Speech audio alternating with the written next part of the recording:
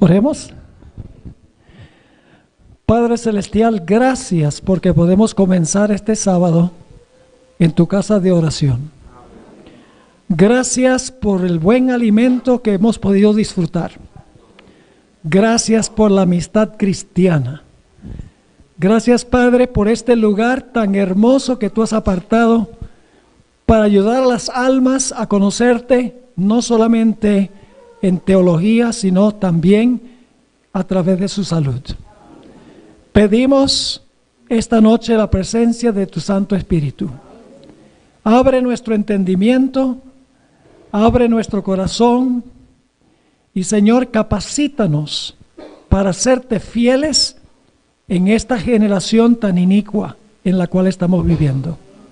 Fortalece nuestra fe para las grandes pruebas que nos esperan. Te lo pedimos en el nombre de Jesús. Amén.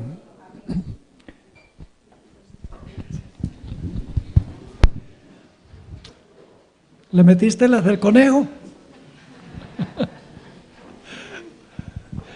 Muy bien. Esta noche vamos a estudiar una parábola de Jesús. Una parábola que tiene una relación directa con eventos finales. Esta parábola se encuentra en el Evangelio según San Lucas, el capítulo 18 y los versículos 1 al 8. Lucas 18 y el versículo 1 al 8. Y a medida que yo leo la parábola, les pido que usen su imaginación para ubicarse dentro de la historia. Piensen en los detalles de la parábola. Dice en el versículo 1, también les refirió Jesús una parábola sobre la necesidad de orar siempre y no desmayar, diciendo, había en una ciudad un juez que ni temía a Dios ni respetaba a hombre. Había también en aquella ciudad una viuda, la cual venía a él, es decir, al juez, diciendo, hazme justicia de mi adversario. Y él no quiso por algún tiempo. Pero después de esto dijo dentro de sí, aunque ni temo a Dios, ni tengo respeto a hombre, sin embargo, porque esta viuda me es molesta, le haré justicia. No sea que viniendo de continuo me agote la paciencia. Y dijo el Señor, oíd lo que dijo el juez injusto. ¿Y acaso Dios no hará justicia a sus escogidos, que claman a Él día y noche?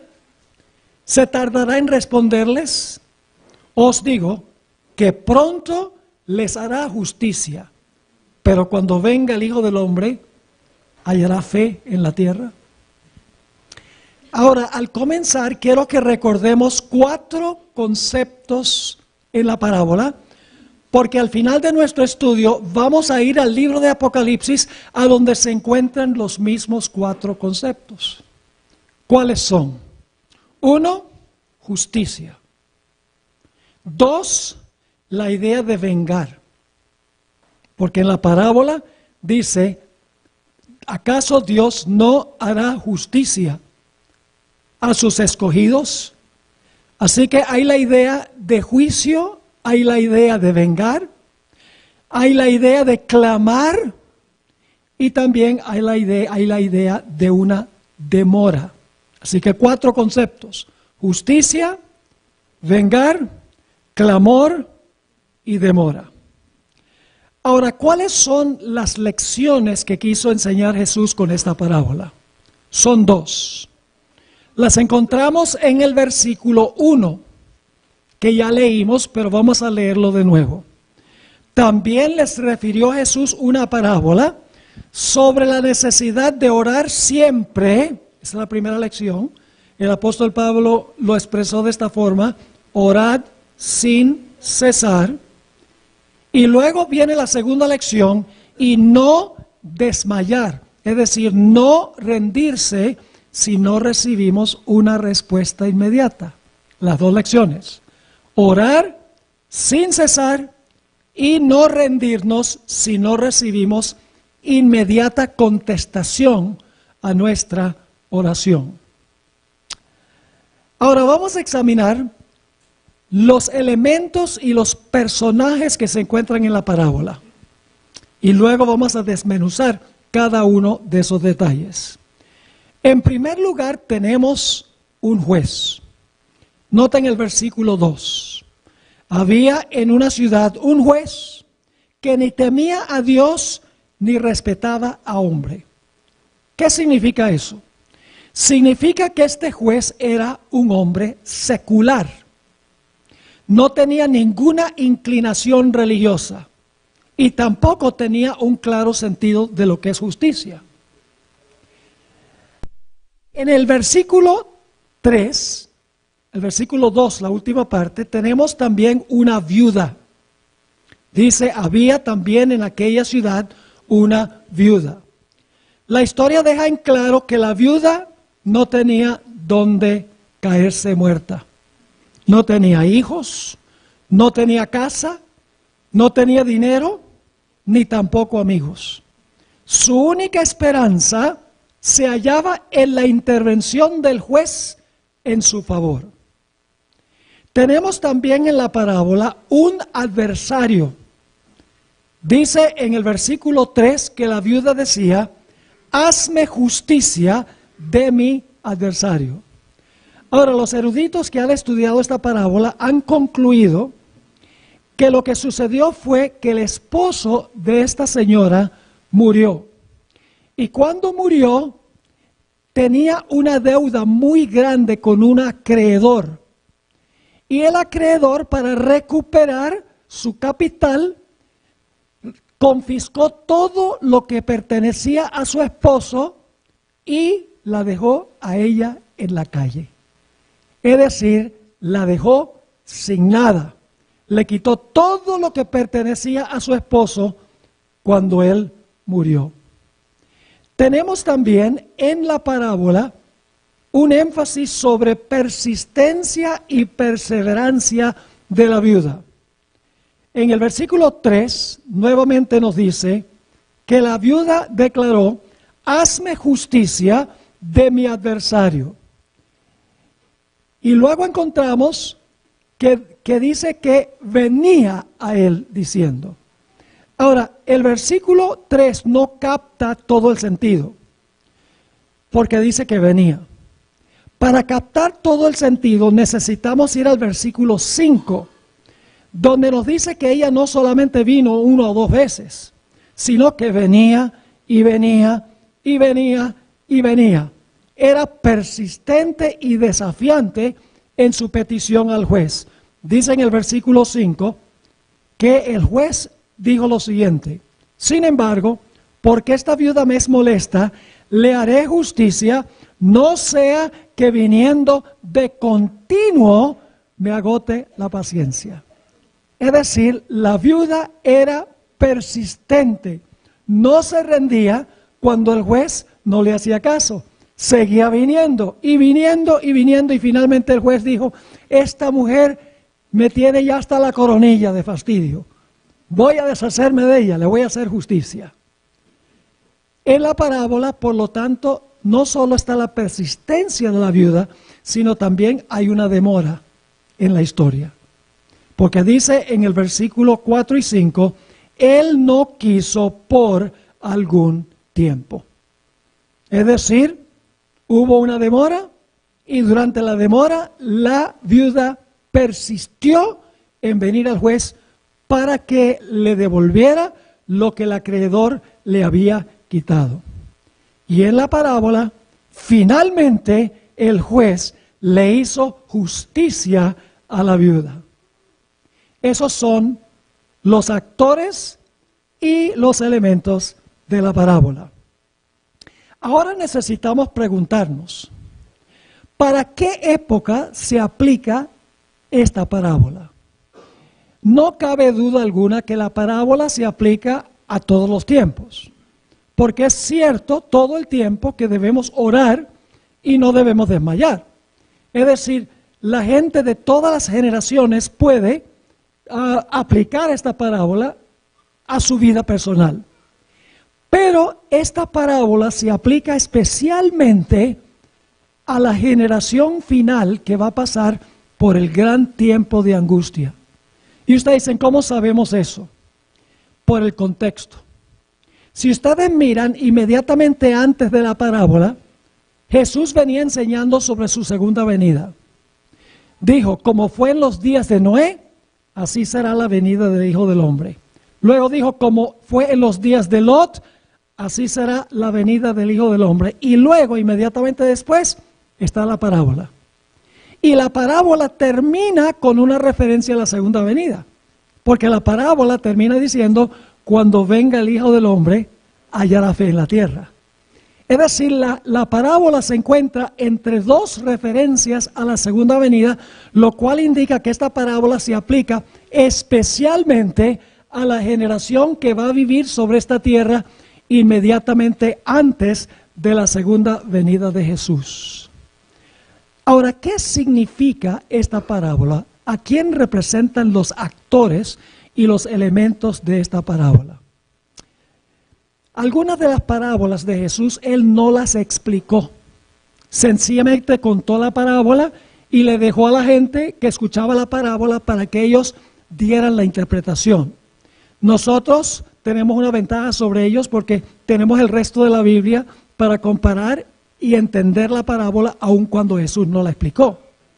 Por ejemplo, en Mateo 13 tenemos varias de esas parábolas. Tenemos la del tesoro escondido. Un individuo consigue en un campo un tesoro, vende todo lo que tiene para comprar el campo para quedarse con el tesoro. Jesús contó la parábola, no la explicó. La perla de gran precio. Un individuo que buscaba perlas consiguió una especialmente preciosa, vendió todo lo que tenía para comprar la perla. Hay varias parábolas en Mateo 13 que Jesús nunca explicó qué significan. Pero afortunadamente, esta parábola la explicó Jesús. La explicación comienza en el versículo 6. En el versículo 6. Y dijo el Señor, oíd lo que dijo el juez injusto. En otras palabras, Jesús está diciendo, ahora les voy a explicar qué significa la parábola, qué representan los diferentes elementos de la parábola.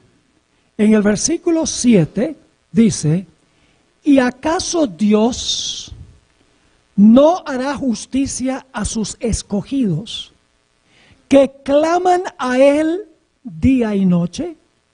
¿Se tardará en responderles? Estoy leyendo de la versión Reina Valera de 1960.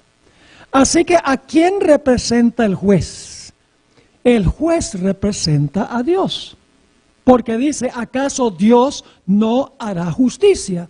Ahora, posiblemente nos estemos preguntando, ¿cómo puede un juez que ni teme a Dios, ni respeta a hombre, representar a Dios? Representa a Dios en una comparación a manera de contraste. Les explico cómo es. Lo que está diciendo Jesús es, si un juez que no teme a Dios ni respeta a hombre, responde las plegarias de una viuda para quitársela de encima, ¿cuánto más Dios va a responder las plegarias de su pueblo porque los ama? Es decir, la motivación en la contestación es distinta, pero el paralelo está en que ambos contestan, pero por diferente razón. Es decir, en esta parábola, el juez representa a Dios. El juez injusto le hace justicia porque está fastidiado. Dios le hará justicia a su pueblo porque los ama. Ahora, ¿qué representa la viuda de la parábola? Bueno, la parábola nos dice que representa la viuda. ¿Acaso no hará justicia a quiénes? A sus escogidos. Ahora yo pregunto, ¿qué representa una mujer simbólicamente en la Biblia? Una iglesia. Una mujer pura representa ¿qué clase de iglesia? Una iglesia pura. Una mujer ramera representa una iglesia caída. ¿Qué representa una mujer viuda? Nunca les han hecho esa pregunta, ¿verdad? En esta parábola, la viuda representa una iglesia que todo lo ha perdido y que parece que también Dios se ha olvidado de esa iglesia. Es decir, representa a los escogidos que pasarán por el tiempo de angustia. Vamos a leer un pasaje a donde deja eso en claro. La palabra clave es la palabra escogidos. ¿Cuándo van a vivir los escogidos? Vamos a Mateo 24 y el versículo 15 al 24. Es un pasaje largo, pero muy, muy importante. Ahora, lo más seguro es que ustedes saben que Mateo 24 tiene una doble aplicación. Se aplica a la destrucción de la Jerusalén literal, pero también relata eventos que ocurrirán en relación con la segunda venida de Jesús.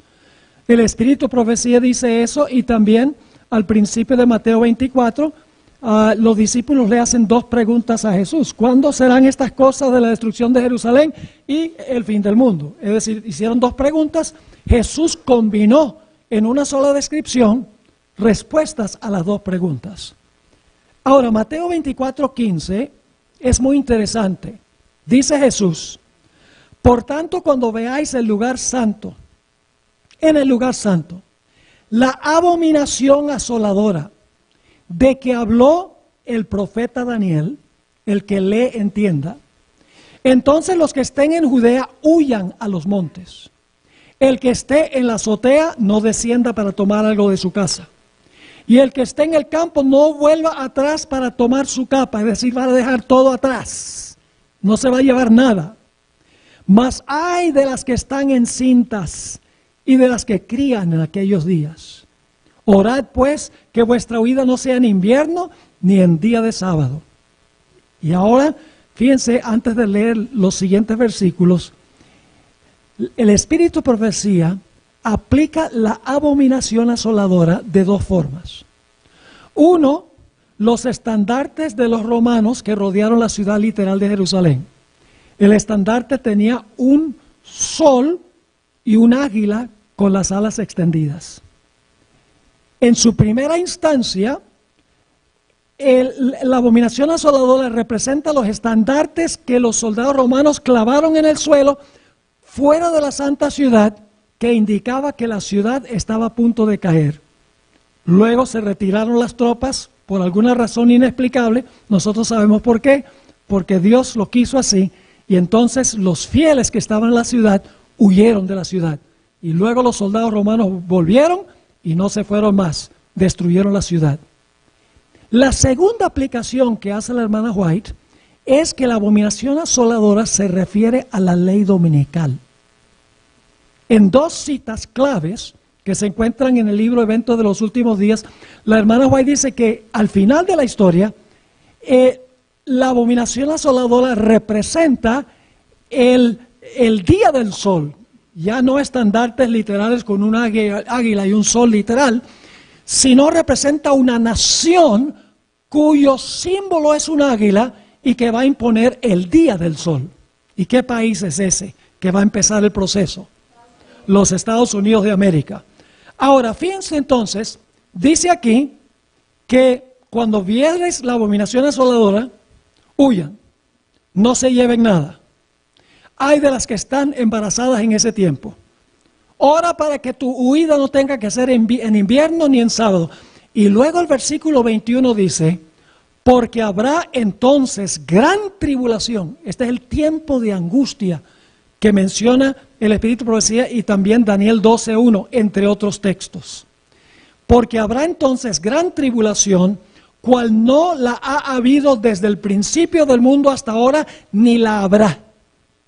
El peor tiempo de angustia de la historia, está diciendo Jesús. Y ahora noten, y si aquellos días del tiempo de angustia no fuesen acortados, nadie sería salvo. Y ahora viene la parte clave: mas por causa de ¿quiénes?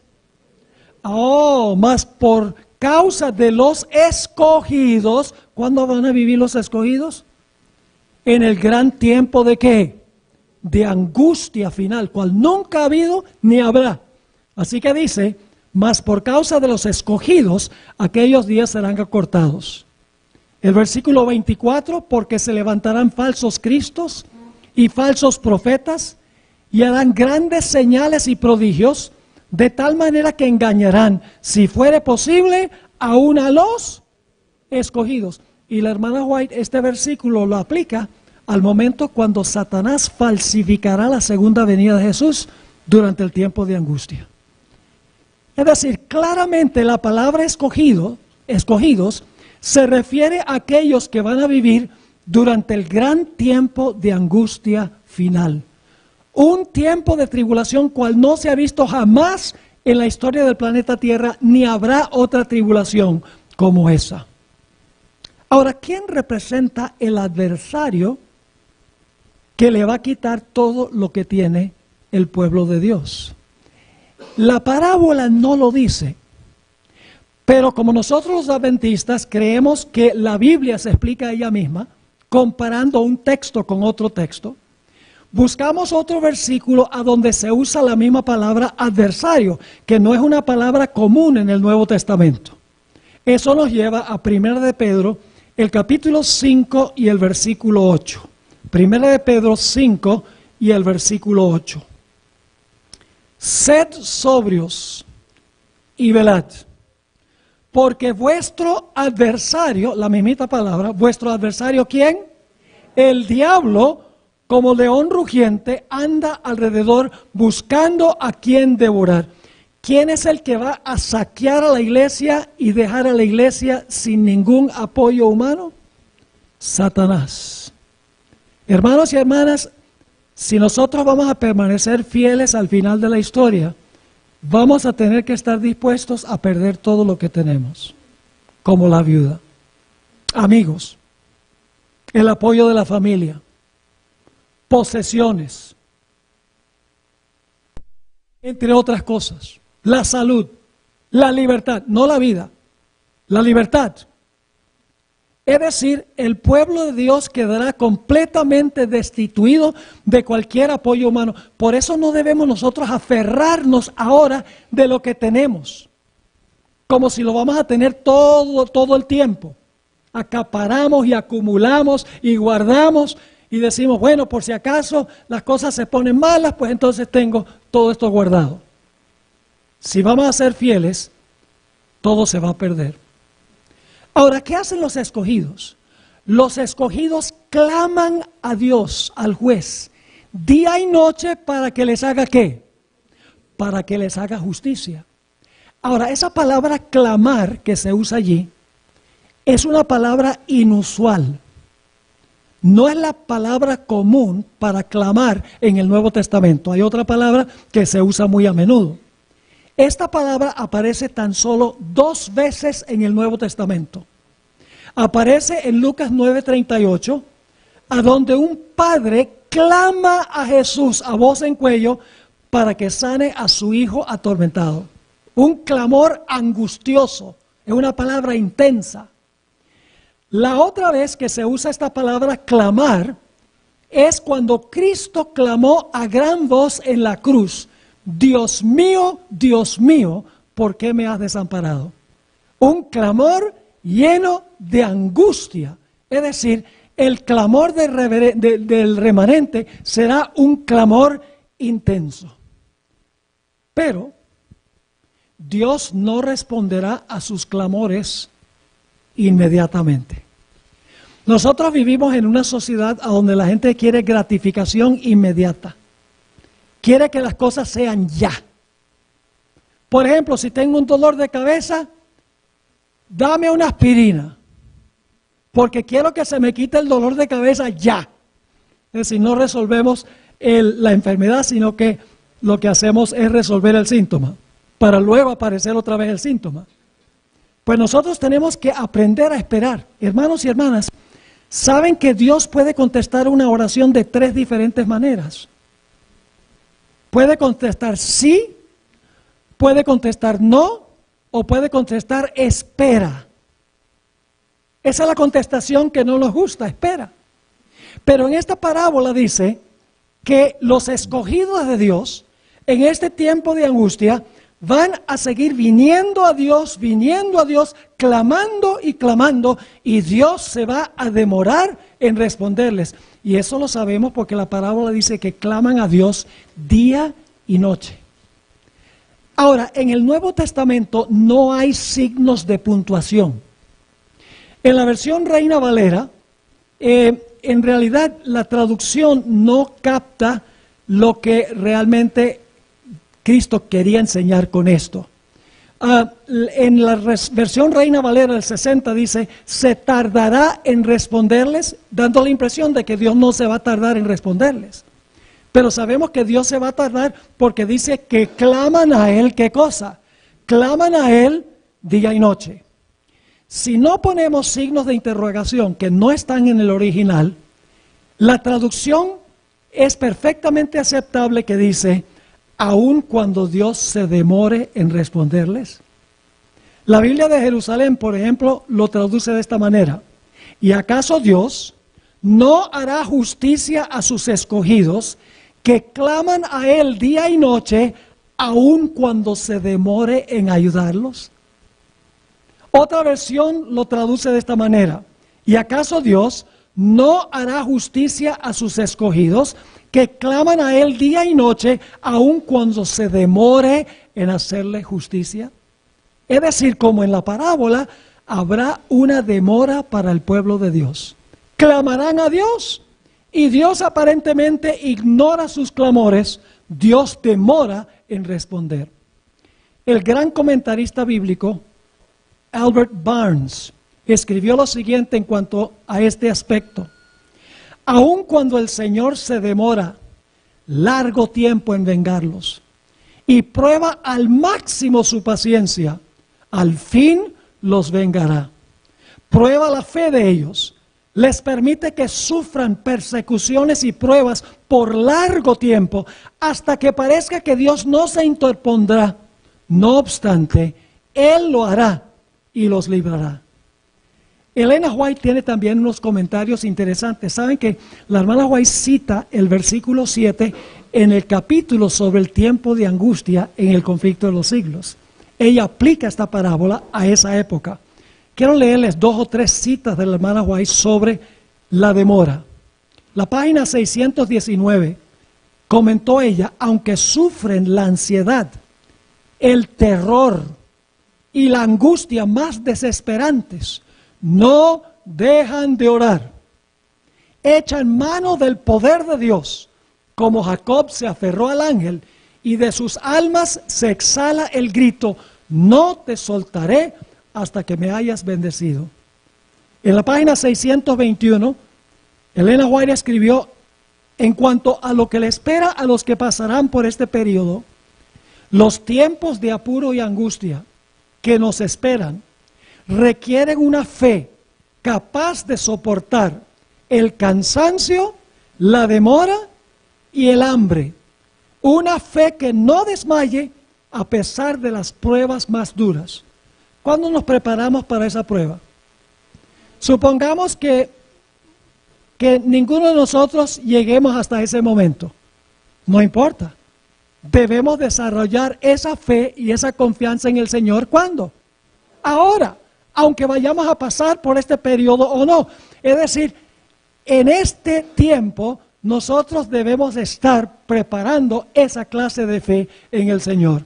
Sigue diciendo la sierva del Señor, el tiempo de gracia les es concedido a todos a fin de que se preparen para aquel momento. Su fe no decae si sus oraciones no reciben inmediata contestación. En la página 613, es que la hermana White se refiere a la parábola, escribió lo siguiente, sin embargo, por lo que ven los hombres, parecería que los hijos de Dios tuviesen que sellar pronto su destino con su sangre, como lo hicieron los mártires que los precedieron. Ellos mismos, es decir, el remanente, los escogidos, ellos mismos empiezan a temer que el Señor los deje perecer en las manos homicidas de sus enemigos. Es un tiempo de terrible agonía. De día y de noche claman a Dios para que Dios los libre. Es decir, esta parábola se aplica especialmente a la última generación. Ahora queremos responder una pregunta. ¿Por qué es que Dios permitirá que su pueblo pase por este periodo tan terrible? Si ama a su pueblo, ¿por qué no librarlos en el mismo momento en que comienzan a clamar a Él? Hay dos razones.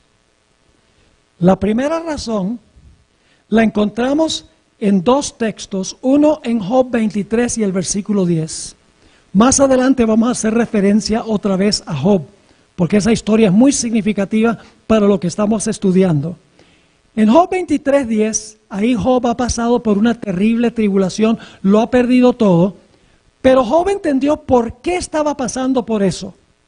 Dice allí, Job, mas él conoce mi camino, me probará y saldré como oro.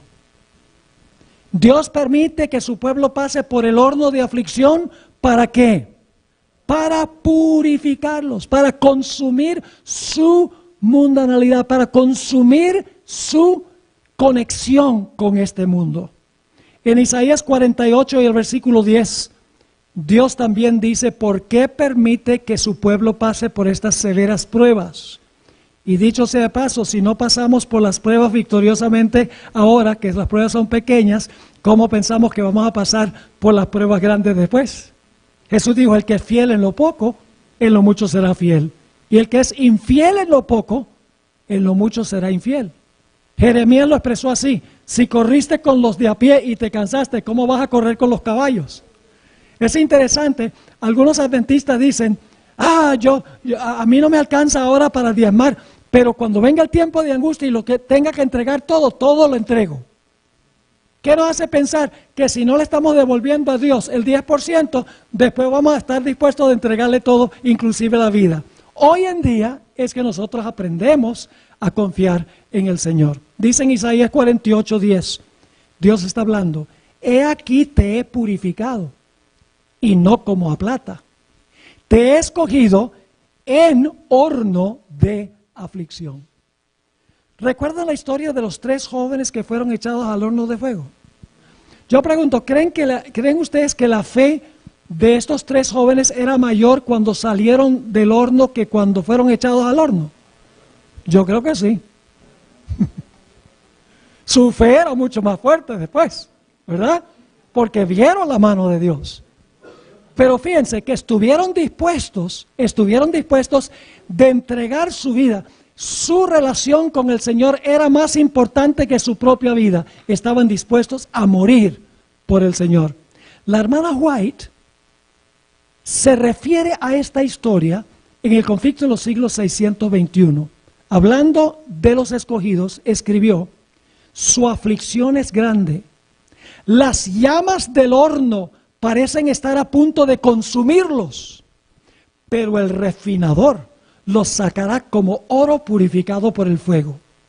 El amor de Dios para con sus hijos durante el periodo de su prueba más dura es tan grande y tan tierno como en los días de su mayor prosperidad.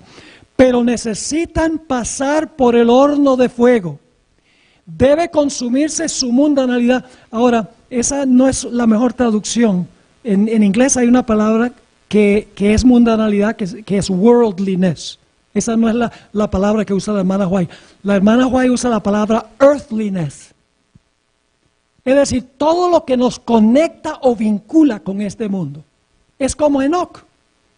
Enoc se acercó tanto a Dios, se relacionó tanto con Dios, que finalmente Dios le dijo a Enoc, Enoc, tú no tienes más nada que hacer ahí en la tierra. Tu cuerpo está allá, pero tu corazón está aquí.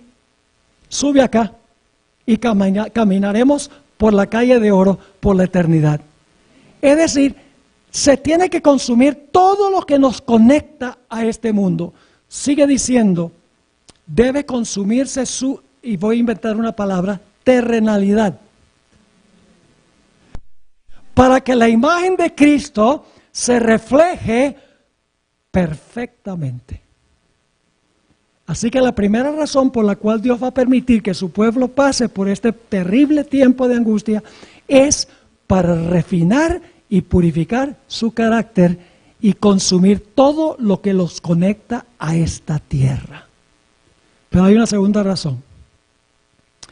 Y esa razón la hayamos explicada en el libro de Job. El libro de Job tiene todos los elementos de esta parábola. Ahora déjenme explicarles en qué sentido. Para ello necesitamos mirar esta historia. Pero antes déjenme explicarles que Satanás acusa a Dios de que su pueblo le sirve por interés. Es decir, tú pones un muro de protección alrededor de tu pueblo, tú los llenas de bendiciones y no me das acceso a ellos. Ellos te sirven, son mercenarios, te sirven por los panes y los peces.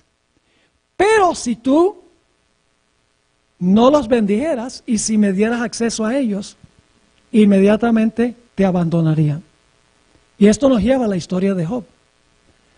Un día se celebra en el cielo una reunión del concilio celestial.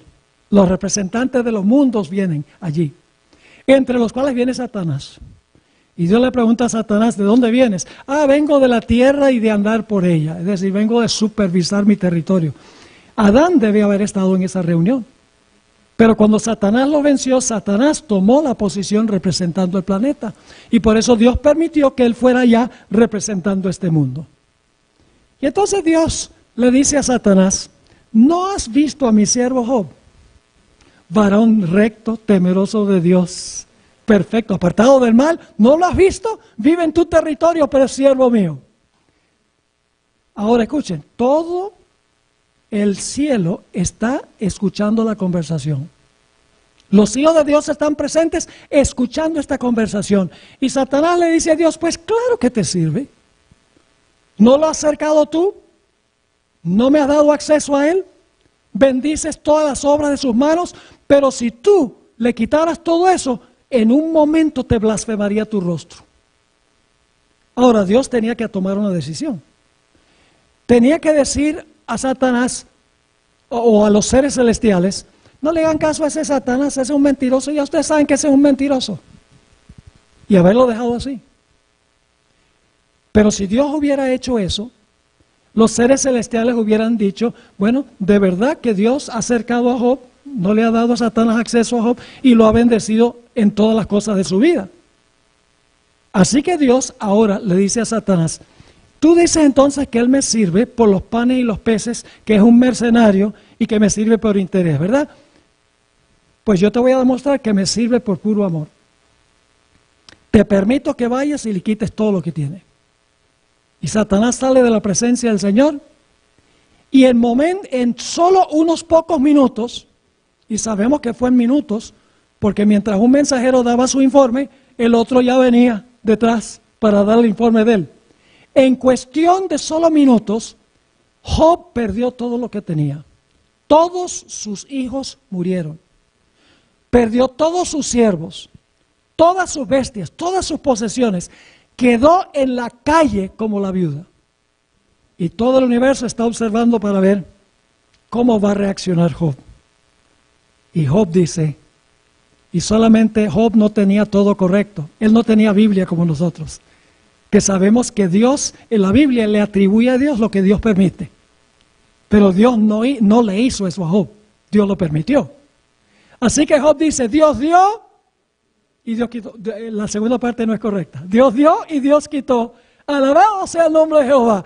Y los seres celestiales dicen, aleluya, Dios tiene razón. Job sirve a Dios no por todo lo que Dios le da. Job sirve a Dios por puro amor. Viene una segunda reunión. Nuevamente van los representantes de los mundos allá, del universo, al concilio celestial. Entre ellos va Satanás y Dios le dice a Satanás, ¿de dónde vienes? De rodear la tierra y de andar por ella. Y dice Dios, tal vez con un poquito de orgullo sano, le dice, ¿no has visto a mi siervo Job que todavía conserva su integridad aunque me incitaste contra él? Dice Satanás, claro que sí. No me dejaste tocarlo a él. Si me hubiera dejado tocarlo a él, él te blasfema tu rostro Es decir, Él te sirve a ti porque tú preservas su vida y porque tú preservas su salud. Pero si tú permitieras que yo lo afligiera, verías que te sirve por interés y no por amor. Nuevamente están escuchando todos los seres celestiales. Dios podría haber dicho a los seres celestiales, no le hagan caso a ese mentiroso, ya se dieron cuenta que le permití que le quitara todo y todavía me fue fiel, así que no le hagan caso. Pero los seres celestiales hubieran dicho, bueno, de verdad que Dios ha escudado a Job y no ha permitido que Satanás le ponga la mano a Job. Así que Dios le dice a Satanás, ve, haz con Job lo que tú quieras, solo que no le quites la vida. Yo pregunto, durante el gran tiempo de angustia, ¿alguno de los escogidos perderá la vida? No. Ninguno perderá la vida. Así que ahora Satanás sale del concilio celestial, los seres celestiales están observando lo que está pasando y Satanás aflige a Job con una llaga maligna desde la mollera de la cabeza hasta la planta del pie. Tan terrible era que tenía que rascarse con una teja. ¿Y cómo reaccionó Job? Reaccionó positivamente para con Dios. No blasfemó a Dios. ¿Qué ha perdido Job? Ha perdido sus hijos, ha perdido sus siervos, ha perdido sus posesiones, ahora ha perdido la salud. Y ya va a perder a la esposa. La esposa viene a Job, instrumento de Satanás, dicho sea de paso, porque Satanás había dicho, te blasfemará en tu rostro. Y la mujer de Job le dice, ¿todavía conservas tu integridad? Maldice a Dios y muérete. Ahora ha perdido el apoyo de la esposa. Y luego vienen los 3 amigos predilectos a consolarlo. Y en vez de consolarlo, se convierten en sus acusadores. Job ha perdido todo, como la viuda de la historia. Ha perdido sus posesiones, ha perdido a sus hijos, ha perdido a sus siervos, ha perdido su salud, ha perdido el apoyo de su esposa, ha perdido a sus mejores amigos. Pero eso no es lo que agobia más a Job. El peor sufrimiento de Job es que él piensa que también su mejor amigo, Dios, lo ha abandonado. Yo pregunto, ¿clamó Job a Dios para que le hiciera justicia? Lean el capítulo 3 hasta el capítulo 38. Ahí hay mucho lenguaje judicial.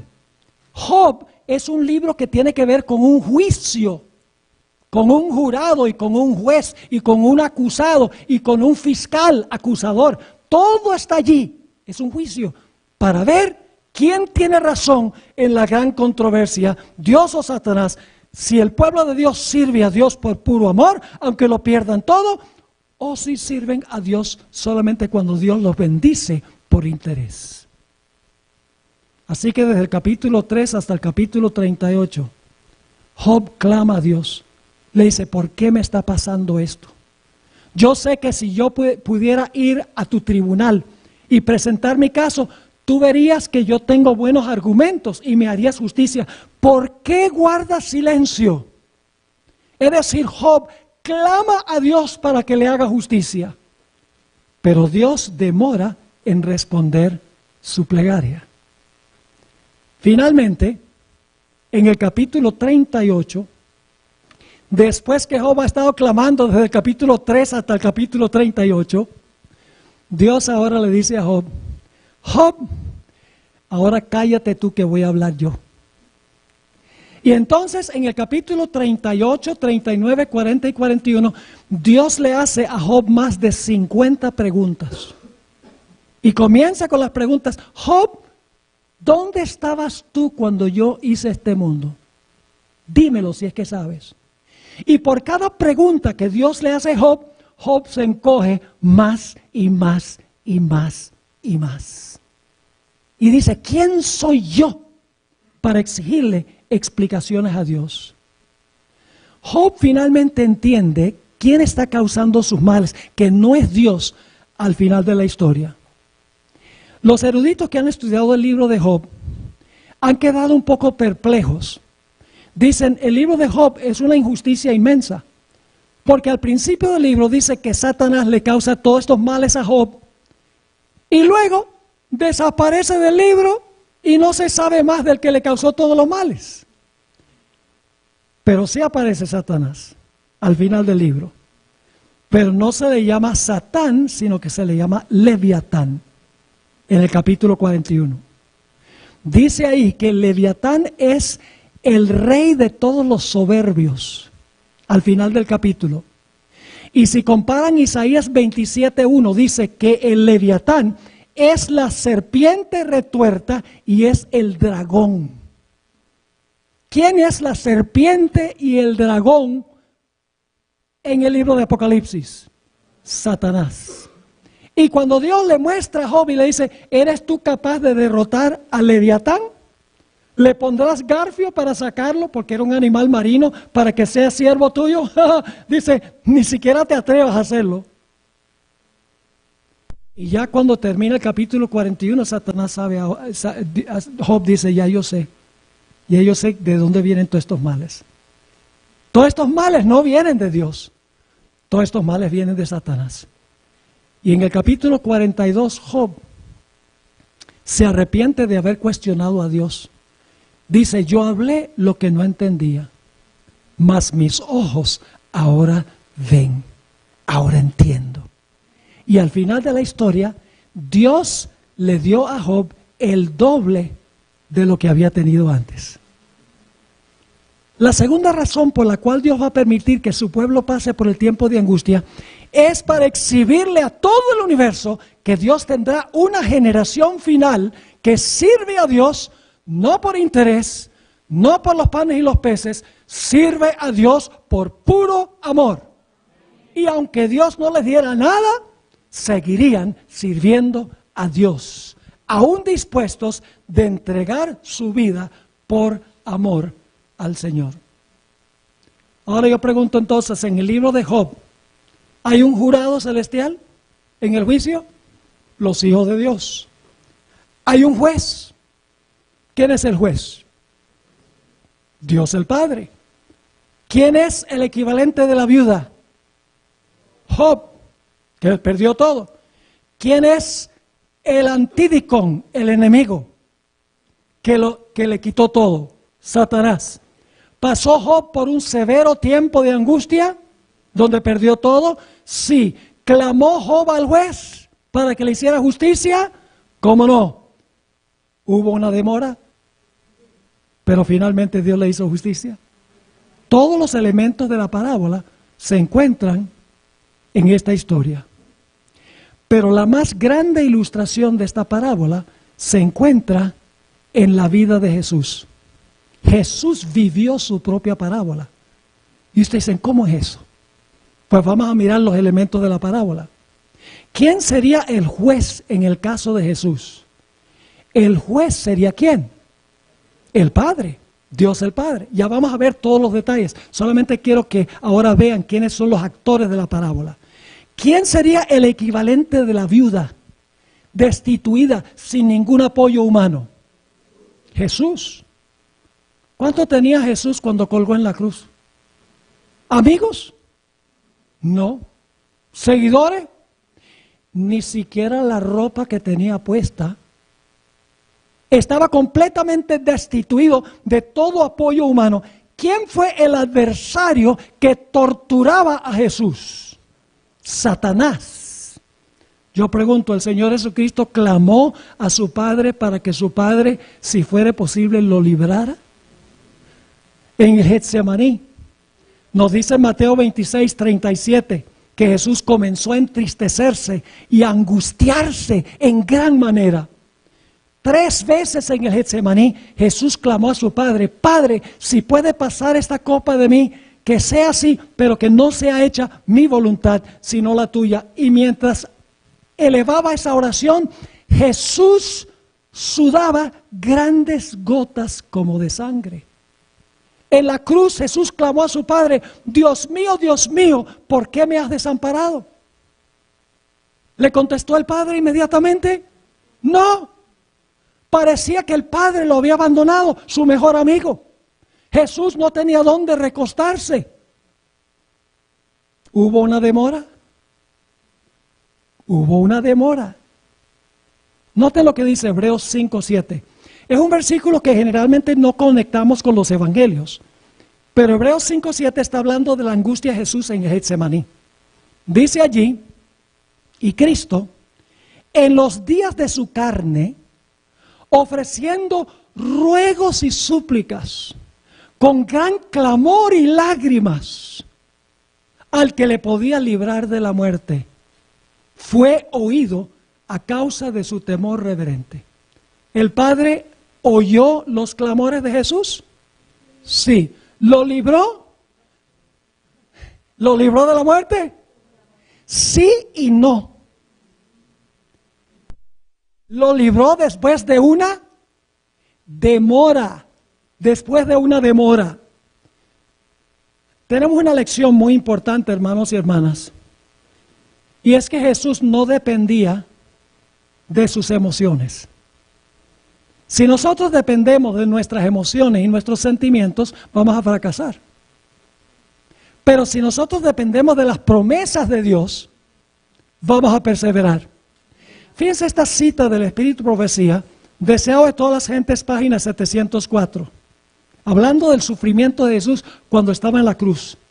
En las terribles tinieblas, aparentemente abandonado de Dios, Cristo había vaciado las últimas heces, es decir, las últimas gotas en la parte de abajo de la copa, las últimas heces de la copa de la desgracia humana.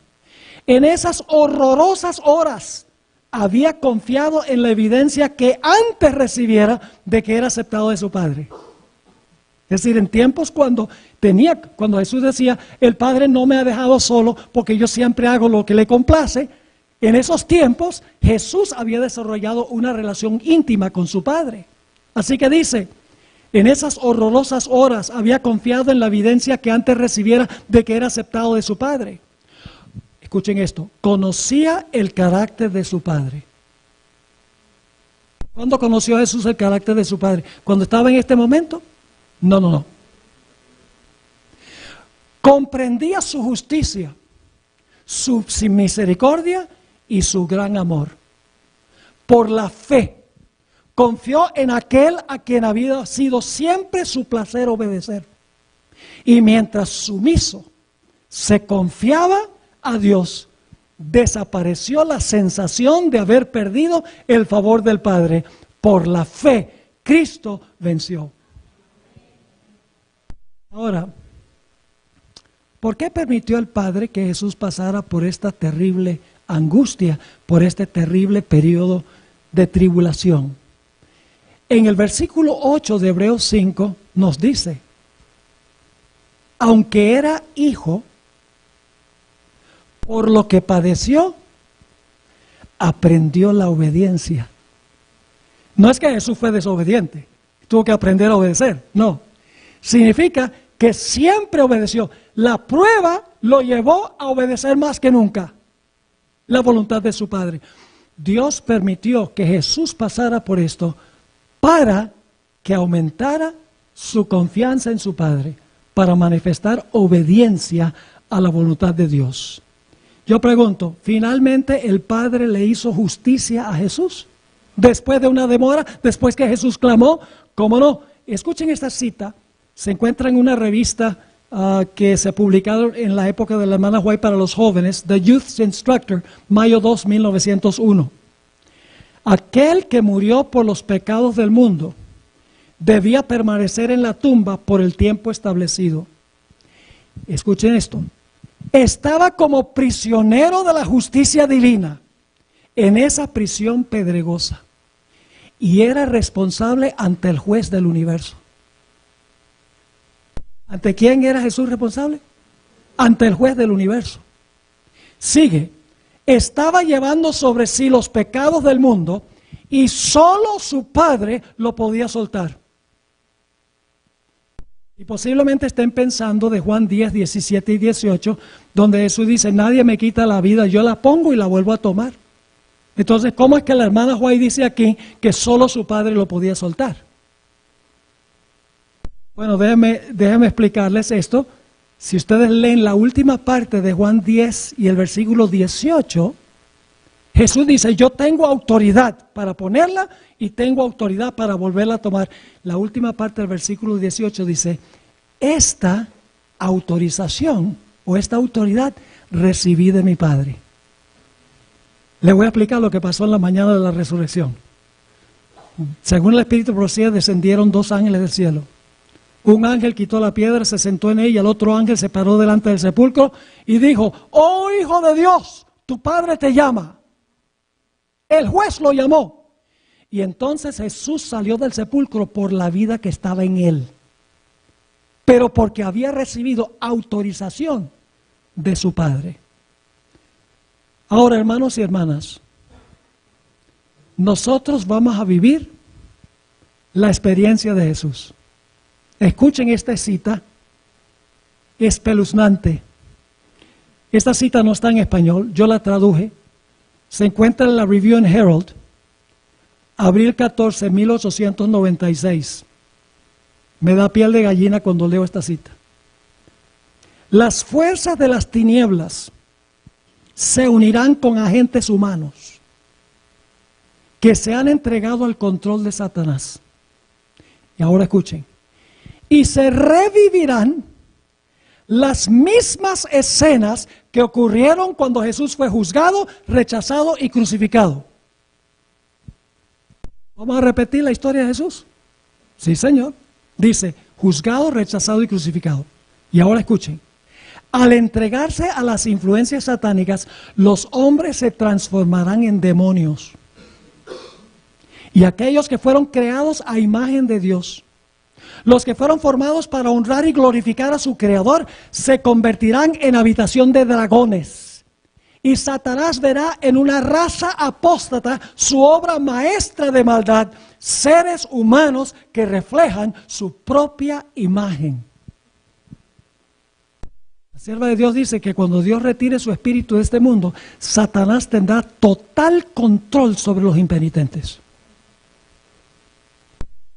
¿Pueden ustedes imaginarse cómo será un mundo a donde Satanás tiene total control sobre los impíos? Si Dios no interviniera para proteger a su pueblo perecería en un instante. A veces decimos, bueno, tenemos que vivir durante el tiempo de angustia sin intercesor, y eso es correcto, porque Jesús se habrá quitado sus vestiduras sacerdotales, pero Jesús no va a decir, bueno, arréglenselas como puedan, porque ya yo no estoy en el santuario. No, Jesús dice, se va a levantar Miguel como defensor, no como intercesor por el pecado, pero sí como protector. Jesús dijo, he aquí estoy con vosotros hasta el cierre de la puerta de la gracia. No, dice, he aquí yo estoy con vosotros, ¿hasta cuándo? Hasta el fin del mundo. Ahora, ¿recuerdan los 4 conceptos que les mencioné que debían recordar? ¿Cuáles son? Número 1, justicia. Número 2, venganza. Número 3, ¿cuál es el número 3? Clamor. Y cuarto, demora. Vamos al libro de Apocalipsis, capítulo 6 y el versículo 9 al 11. Apocalipsis 6, 9 al 11. Este es el 5º sello. En el mes de marzo de este año tuvimos nuestra escuela Ancla, que tenemos cada año. Escogemos un tema y entonces en toda una semana, 24 horas de instrucción, grabamos una serie para transmisión por televisión. En marzo hicimos una serie de 24 horas sobre los 7 sellos. Ahora, para entender el 5º sello necesitamos entender muy brevemente los primeros 4 sellos.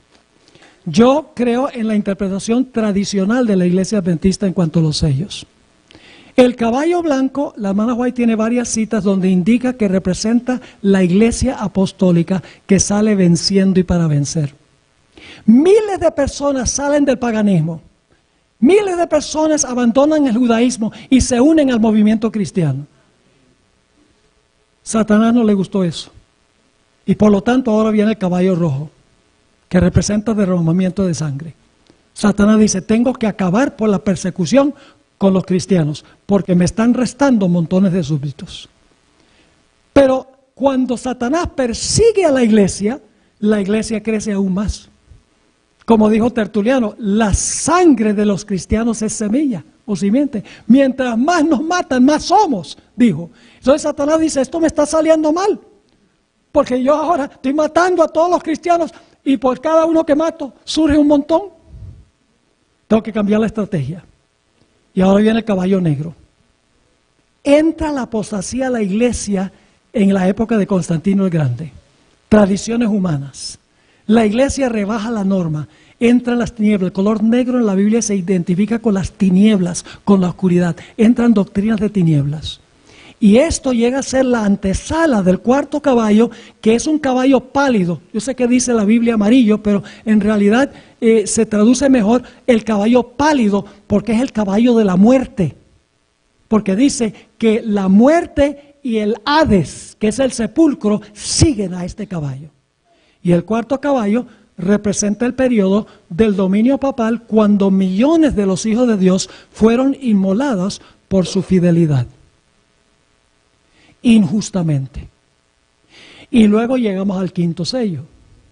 En el quinto sello, los mártires que fueron muertos durante el periodo del cuarto sello, ahora están clamando a Dios para que Dios les haga justicia y los vengue. Vamos a leer Apocalipsis 6, versículo 9. Cuando abrió el quinto sello, vi bajo el altar las almas, no vamos a entrar a hablar de esto ahora porque es lenguaje simbólico, las almas de los que habían sido muertos por causa de la palabra de Dios y por el testimonio que tenían. Y clamaban a gran voz diciendo, ¿hay un clamor aquí? Sí, es elemento en común con la parábola. Dice, clamaban a gran voz diciendo, ¿hasta cuándo, Señor santo y verdadero, no juzgas y vengas? Palabras claves de la parábola, juzgas y vengas nuestra sangre en los que moran en la tierra. Y Dios enseguida responde el clamor, ¿verdad? Ya. No. Dice, y se les dieron vestiduras blancas. ¿Saben qué representa eso? Cuando ellos murieron estaban cubiertos con la justicia de Cristo. Y cuando se examina su nombre en el juicio celestial, cuando llega su turno en el juicio celestial, se demuestra que estaban vestidos de ropas blancas. Murieron en el Señor, en otras palabras. Se les dieron vestiduras blancas y se les dijo que ¿qué? Que descansasen todavía un poco de tiempo. ¿Una demora, sí o no? Que descansasen un poco de tiempo. ¿Hasta cuándo? Hasta que se completara el número de sus consiervos y sus hermanos, que también habían de ser muertos como ellos. ¿Cuántos grupos de mártires menciona el quinto sello? 2. El primer grupo son los que claman para que Dios juzgue y vengue la sangre que fue derramada durante el cuarto sello. Pero se les dice que descansen un poco de tiempo hasta que se complete el número de mártires que van a ser inmolados en el futuro. ¿Lo están siguiendo o no? Ahora yo pregunto, poco antes de cerrarse la puerta de la gracia, ¿va a haber una persecución contra los fieles de Dios? ¿Cuál va a ser el poder que va a perseguir al pueblo de Dios? El papado, pero el papado tiene una herida mortal. ¿Qué dice la Biblia? Su herida mortal será ¿qué? Sanada. ¿Se va a portar como se portó en el pasado? Sí, con la ayuda de los Estados Unidos y los reyes de la tierra, nuevamente va a inmolar a los fieles de Dios poco antes de cerrarse la puerta de la gracia, en lo que se conoce como el corto tiempo de angustia. Habrá mártires. Y ustedes dicen, ¿cómo sabemos eso? Porque en Apocalipsis 20 y el versículo 4 habla de los que fueron degollados porque no adoraron a la bestia, ni su imagen, ni recibieron la marca. Es la generación final, porque esas pruebas no existían en la etapa pasada del papado. ¿Me están entendiendo lo que estoy diciendo? En otras palabras, el mismo sistema que destruyó al primer grupo de mártires va a destruir al segundo grupo de mártires. Y cuando el último mártir, al final de la historia, perezca, entonces se va a cerrar la puerta de la gracia. Pero la historia no termina allí. Los que realmente murieron en el Señor están sanos y salvos. Murieron en el Señor, tienen vestiduras blancas, pero les toca esperar. Pero tenemos otro grupo, escuchen bien, tenemos otro grupo que va a pasar vivo durante el tiempo de angustia. Todos los mártires, sus casos están seguros. Clamaron a Dios, Dios todavía no ha vengado su sangre, Dios los ha juzgado porque les ha dado vestiduras blancas, pero todavía no ha vengado su sangre. Y luego entonces viene ese grupo que va a pasar por el tiempo de angustia final, en lo cual se enfoca especialmente esta parábola. Y durante ese tiempo van a clamar a Dios: ¿hasta cuándo, Señor? No juzgas y vengas. Y ustedes dicen: pero la sangre no va a ser derramada. Y el quinto sello dice: juzgas y vengas la sangre que es derramada. Léeles una cita interesante del Espíritu Profecía, Conflicto de los siglos 611. Dice la sierva del Señor: al condenar a muerte al pueblo de Dios, esto es durante el tiempo de angustia, los que lo hicieron son tan culpables de su sangre como si la hubiesen derramado con sus propias manos. Del mismo modo, Cristo declaró que los judíos de su tiempo eran culpables de toda la sangre de los santos varones que había sido derramada desde los días de Abel, pues estaban animados del mismo espíritu y estaban tratando de hacer lo mismo que los asesinos de los profetas. Es decir, a pesar de que los fieles no van a morir durante el tiempo de angustia, los impíos son culpables de su sangre con la sola intención de querer derramar su sangre. Y los hijos de Dios que están vivos en el tiempo de angustia clamarán para que Dios los libre. Yo pregunto, ¿finalmente Dios le hará justicia a los mártires del pasado, a los mártires del futuro y a los que pasan por el tiempo de angustia final? Sí, Dios finalmente los vengará porque los juzga en el juicio celestial. Ahora, ¿notaron ustedes que la parábola termina con una pregunta? La pregunta no se contesta en la parábola. La parábola termina en suspenso. Cuando venga el Hijo del Hombre, ¿hallará fe en la tierra? ¿Hallará esa fe perseverante que clama a Dios y aunque Dios no responde inmediatamente, sigue viniendo a Dios por amor a Dios? ¿Será que va a haber esa generación? La parábola no lo dice, pero el libro de Apocalipsis sí. El mensaje del tercer ángel. Después de hablar en el versículo 9 al 11 de la bestia, su imagen y su marca, se dice en el versículo 12, aquí está. No es una buena traducción la paciencia de los santos. Es la palabra griega hupomoné. Hay otra palabra que tiene que ver con paciencia por largo sufrimiento, que es la palabra macrozumía. Pero la palabra aquí es hupomoné. Es la misma palabra que se traduce en Mateo 24. El que perseverare hasta el fin, ese será salvo. Una mejor traducción es: aquí está la perseverancia de los santos, los que guardan los mandamientos de Dios y la fe de Jesús. ¿Tendrá Dios esa generación fiel? Dios tendrá esa generación fiel. Permítame contarles una historia ya para terminar. ¿Han oído hablar de Juan Hus? Era párroco en lo que hoy es la República Checa, en Praga. Empezó a enseñar el evangelio puro de Cristo y a denunciar la corrupción de la iglesia. Se metió en agua caliente con el Papa. Por lo tanto, el Papa le dijo: ven a Constanza para defender tus puntos de vista. El emperador Sigismundo le garantizó un salvoconducto, le dijo: te voy a garantizar que vas a llegar a Constanza bien y vas a poder volver con mi protección.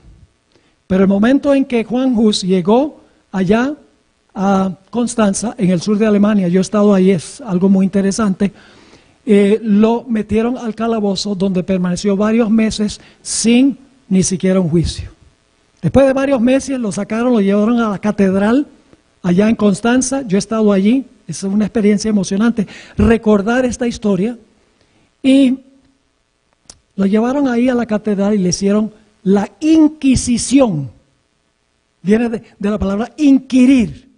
Le hicieron un juicio investigador. Y presentaron toda la evidencia, pero la evidencia torcida. Y cuando terminó el juicio en la catedral, lo condenaron a ser quemado en la hoguera.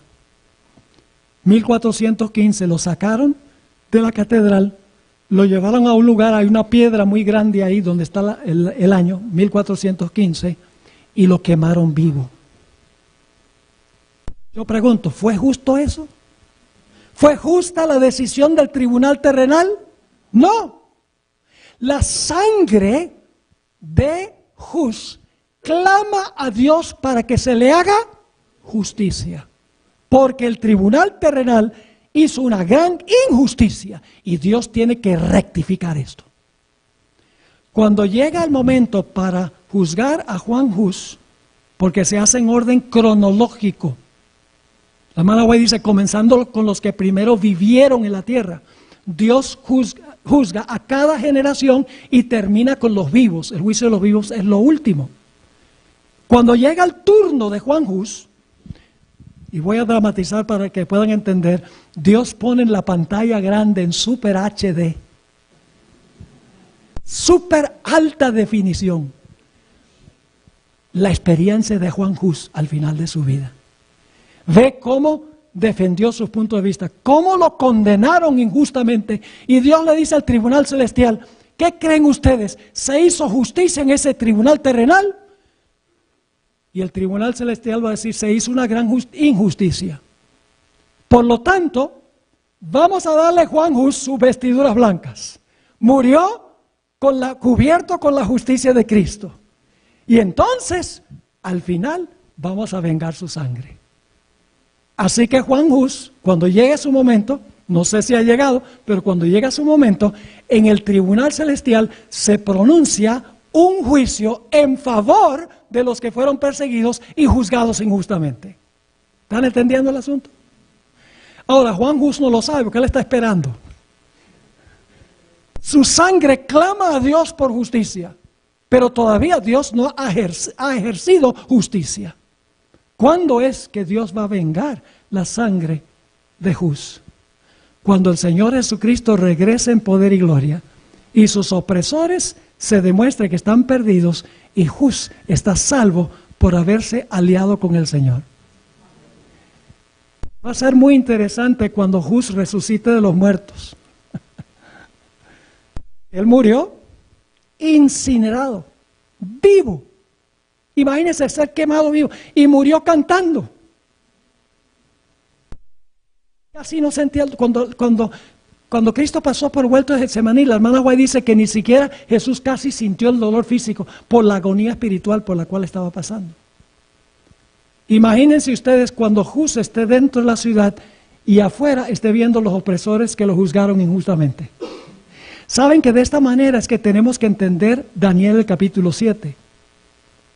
Hay un debate en la iglesia de que si Daniel 7 es un juicio contra el cuerno pequeño o es un juicio en favor de los santos del Altísimo.